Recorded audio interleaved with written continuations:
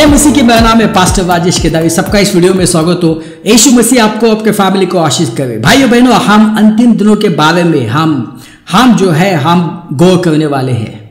जैसे पिछले वीडियो में हमने देखा अंजीर के पेड़ की भविष्यवाणी, अंतिम दिनों की भविष्यवाणी, और आज हम होशे की भविष्यवाणी। होशे जो है वो नबी, उसने भविष्यवाणी दी थी अंतिम दिनों के बारे में।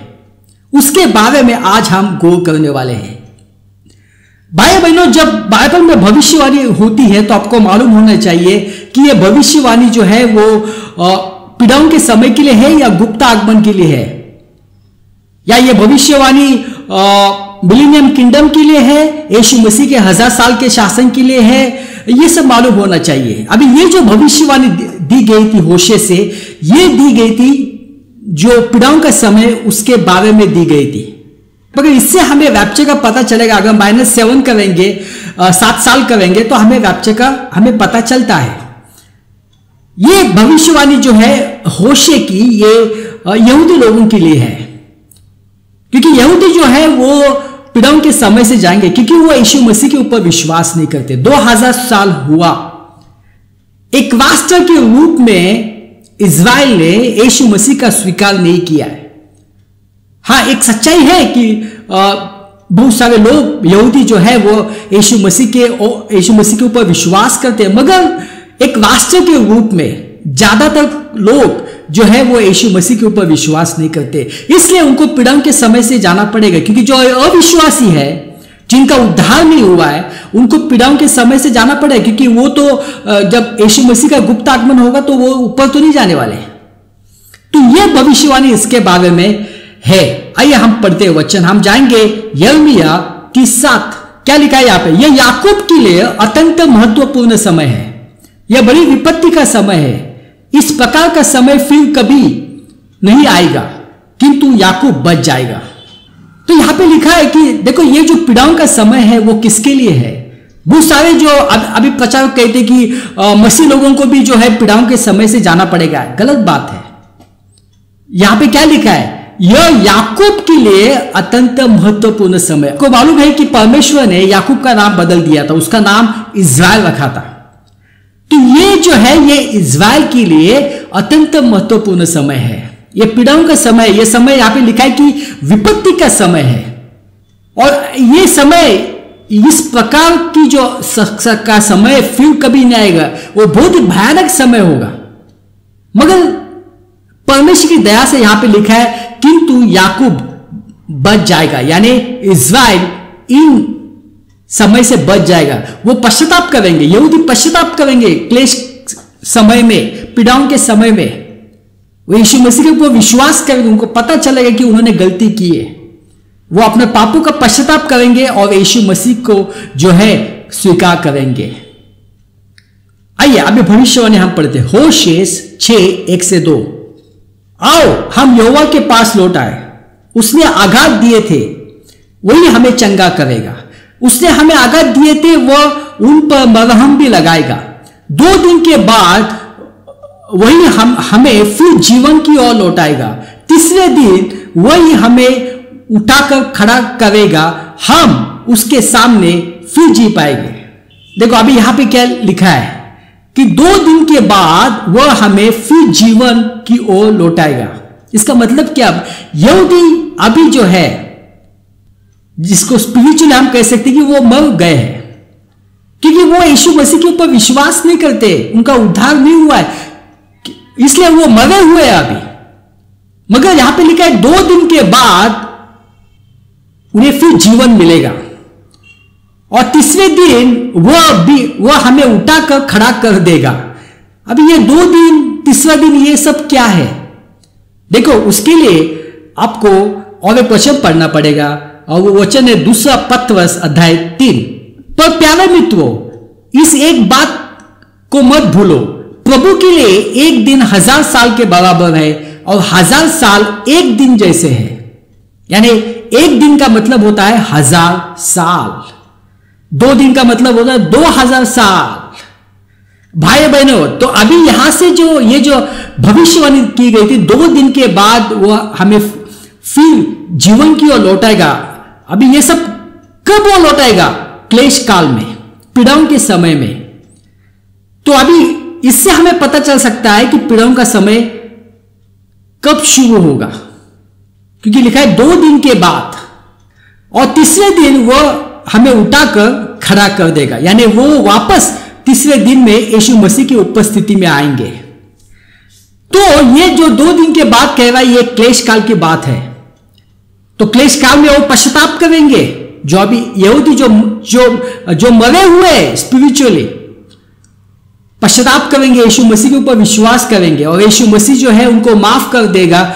और जब यीशु मसीह का क्लेश काल के बाद, पीड़ाओं के समय के बाद, जब 1000 साल का शासन होगा, उसमें वो यीशु मसीह के साथ रहेंगे। तो भाई बहनों, अभी 2 दिन जो है कैसे हम उसको कैलकुलेट करेंगे। आइए, बहुत सारे जो थियोलॉजियंस है, बहुत सारे जो बाइबल टीचर्स है, उन्होंने जो है ये 2000 साल जब यीशु मसीह इस धरती पे आए थे, या तो हम कह सकते कि यीशु मसीह का जब जन्म हुआ था धरती के ऊपर चमत्कार से, उसके बाद उन्होंने 2000 साल जो है वो कैलकुलेट किए, यानी 0 ईस्वी से 2000 साल। तो जब 2000 साल जब आया था, आपको मालूम होगा कि बहुत सारी जो है भविष्यवाणी की गई थी कि ये जो है, ये अभी यीशु मसीह आ सकते हैं, पीड़ाओं का समय शुरू हो सकता है। बहुत सारे भविष्यवाणी की, कुछ तो होने वाला है 2000 साल में। यदि आप देखेंगे न्यूज़पेपर, यदि मीडिया देखेंगे उस साल की, तो आपको पता चलेगा। जैसे कि लोगों ने भविष्यवाणी की 2000 साल जो है साल में पीड़ाओं का समय शुरू हो सकता है, बट गुप्त आगमन के लिए हमें क्या करना पड़ेगा, -7 करना पड़ेगा, कि पीड़ाओं का समय 7 साल का रहेगा, और उसके पहले क्या होने वाला, गुप्त आगमन। तो 1993 यानी 1993 में बहुत सारे लोगों ने भविष्यवाणी की थी कि अभी गुप्त आगमन होने वाला है, रैप्चर होने, क्योंकि उन्होंने कैलकुलेशन किया, क्योंकि लिखा है उसमें कि 2000 साल के बाद जो है ये सब चीजें होने वाली है यीशु मसीह के आने के बाद। तो 1993 में भी बहुत कुछ भविष्यवाणी हुई थी, मगर ऐसा नहीं हुआ। तो ऐसा क्यों नहीं हुआ ये सब? क्योंकि देखो, यहां पे याद रखना कि उन्होंने जो है यीशु मसीह का जब इस धरती पे आए, यीशु मसीह जब पैदा हुए, उससे उन्होंने 2000 साल को कैलकुलेट किया, जो कि होना चाहिए था 33 ईस्वी से, क्योंकि यीशु मसीह क्रूस के ऊपर कब गए, 33 ईस्वी में। कभी मरे 33 ईस्वी में, और आपको मालूम है 3 दिन के बाद वो जी उठे। मगर 33 ईस्वी से 2000 साल जो है उसकी गिनती होनी चाहिए थी, क्योंकि दानियल में हम पढ़ते उसका 9:26 में लिखा है, 62 सप्ताह के बाद उस अभिषेक पुरुष की हत्या कर दी जाएगी। अभिषेक पुरुष का मतलब क्या, कि यीशु मसीह की। यहां देखो, बहुत सालों पहले ये भविष्यवाणी की गई थी, कब यीशु मसीह की हत्या हो जाएगी, 62 सप्ताह के बाद। यदि आपको दानियल की भविष्यवाणी के बारे में आपको जानना है, तो आप चैनल में वीडियो है, उस भविष्यवाणी के बारे में आप देख सकते हैं। वह चला जाएगा, फिर होने वाला नेता के लोग नगर की ओर उस पवित्र ठाव को तहस नहस कर देंगे।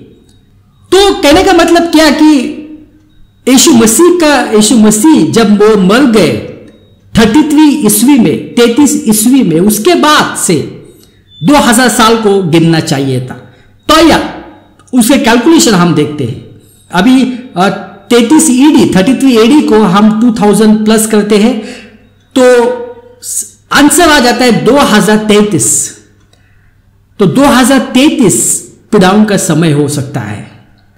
और आपको गुप्त आगमन के बारे में जानना है, रैप्चर के बारे में, तो -7 करना, तो -7 आ जाता है 2026। और जैसे कि हमारा कैलेंडर उनके कैलेंडर में कुछ 1-2 साल का डिफरेंस है, तो हो सकता है कि ये 2024 हो सकता है, 2025 हो सकता है, या तो ये 2023 भी हो सकता है, क्योंकि वैसे भविष्यवाणी किए 2 दिन के बाद वो उन्हें जीवित करेगा। और यहूदी जो है, जो अभी मर गए हैं स्पिरिचुअली, कब जीवित होने वाले हैं? पीड़ाओं के समय में, यानी 2033 पीड़ाओं का समय हो सकता है। -7 करेंगे तो आपको गुप्त आगमन का पता चलेगा।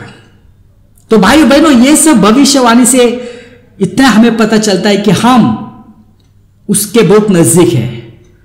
कभी भी जो है यीशु मसीह हमें बुला सकते हैं, इसलिए हमें तैयार रहना है। हमारी नजर यीशु मसीह के ऊपर होनी चाहिए।